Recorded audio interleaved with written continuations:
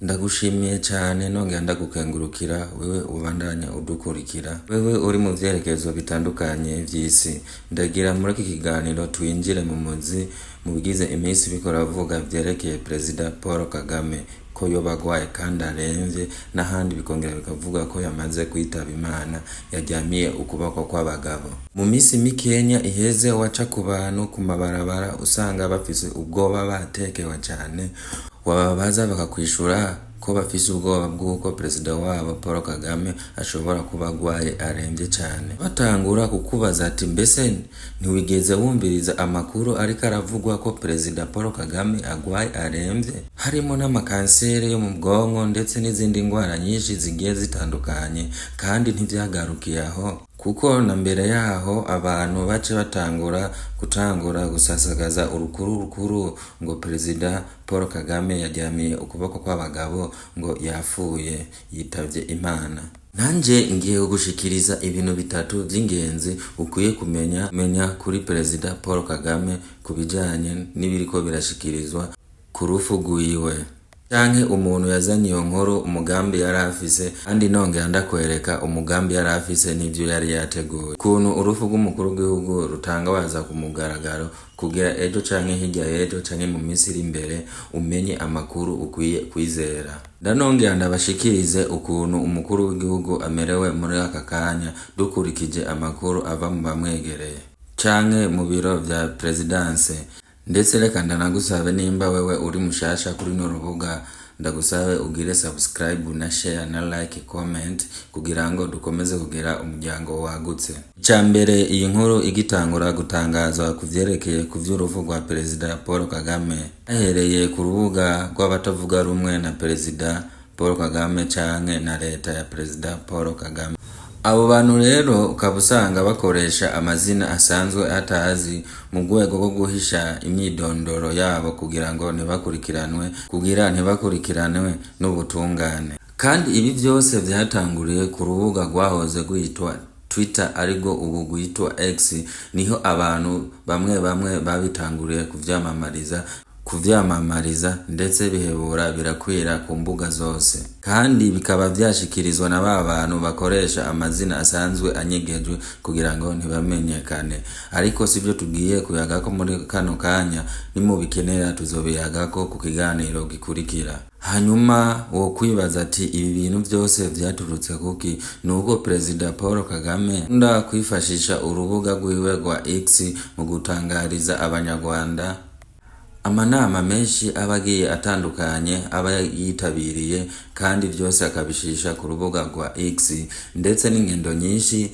z'akazi zose azitangariza aho nyene, raporo nyinshi gose azitangariza aho nyene, n'ibindi vyinshi bigiye bitandukanye vyose abishisha kuri urwo rubuga. Vyose abantu batangaza bamwe nababwira bakoresha amazina anyegeje ataba azwi, biba vyavuye ku mvo z'uko Perezida Paul Kagame ataba ariko aragaragara ku mbuga zigiye zitandukanye mu gihe atari gukoresha urubuga rwiwe akunda cyane. Ikindi kintu abantu benshi badashobora gutahura neza kandi bagama bitiranya, nuko akazi k'umukuru w'igihugu gadashobora kubera ku mbuga zigiye zitandukanye, ahubwo kabera mu biro. Nubwo biruko biba ari ngombwa kugira ngo Perezida atangarize abanyagihugu ibikorwa bigiye bitandukanye aba yagiyemo, ariko kandi sinitegeko ngo agende kubitangariza ku mbuga zigiye zitandukanye. Ku ncuro nyinshi izo nkuru zitangazwa n'abo bantu twavuze kugira ngo bace umugongo abanyagihugu, bakongera batera ubwoba abanyagihugu b'u Rwanda, kandi incuro nyinshi bama bashika kuco bateguye ku ihangiro bihaye. Kubera ko abantu benshi usanga banavyemeye mu gihe baba basanzwe batazi ibijanye n'iyi ngingo ya kabiri ngiye kugushikiriza. Reka tugaruke ku nzira yacu ya kabiri kugira ngo twinjire indani tumenye neza uko bigenda mu gihe umukuru w'igihugu yitavye inama n'ukungene bishobora gutangazwa. Kugira ejo canke hirya y'ejo ntuzuhure n'abantu batandukanye kugira ngo bakubeshe bakubwire amakuru y'ibihuha, amakuru atariyo. Iyo bishitse Perezida akitaba Imana, ukungene batangaza itangazo ry'uko Perezida yitavye Imana, kuko iyo bitangazijwe nabi bishobora guteza umudugararo mu gihugu, bigateza umutekano muke mu gihugu. Niyo mpamvu bavyitondera ukungene babitangaza.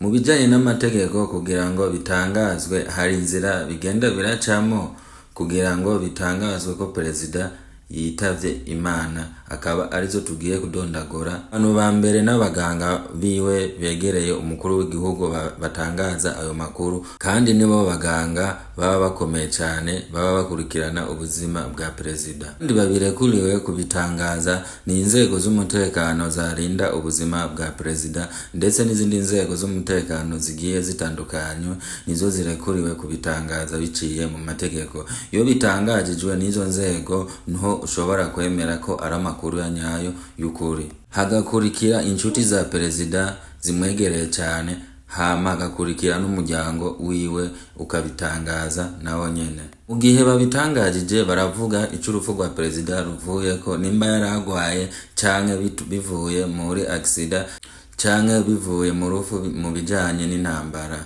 igihugu iyo catewe. Kandi hakabandanya habamo isuzuma ry'umuganga kugira ngo umuganga amenye icishe perezida. Umuganga niwe docteur, kugira ngo basohore ivyemezo ko kuba perezida yitavye Imana, kandi abo baba arabaganga bemewe, abaganga babizigirwa.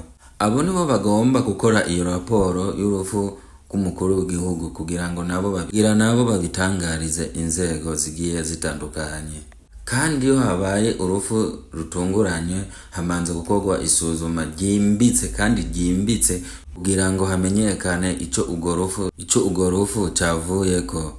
Raporo y'abaganga ibigaragaza ico urufu cavuyeko, ndetse amasaha yapfiriyeko, ndetse atari ivyo byo gushidikana, kandi biba ari ivyo vyizewe bitangajijwe n'abo baganga b'inzobere. Igica gikurikira bica vyemezwa n'inzego zigiye zitandukanye z'umutekano hamwe no mu butungane, bigaca kugira ngo vyemezwe 100%. Kandi urwo rufu rwa perezida rwemezwa hakurikijwe amategeko. Hari urukiko rukuru, kandi ni nirwo rukiko rubifitiye ububasha bwo kuvyemeza. Hongera hagakurikira inteko nshinga amategeko, akaba ariyo imenyeshwa vyihuse. Hakongera nyene hagakurikira presidence n'ibiro vya perezida. Hagakurikira inama ya ministere na ministre, kandi na kopi y'urwo rufu itegerezwa kubikwa mu bubiko bwa leta. Iyo niyo nkuru twako turabashirikiriza kuri uno munsi yerekeye kubijanye n'urufu rwa perezida Paul Kagame. Reka mbaraye ndabasaba, nimba wewe uri mushasha, komeza kugira subscribe na share na like, bitanakugoye ugire na commentaire kugira ngo muduhe ivyumviro dushobora gukorerako. Murakoze.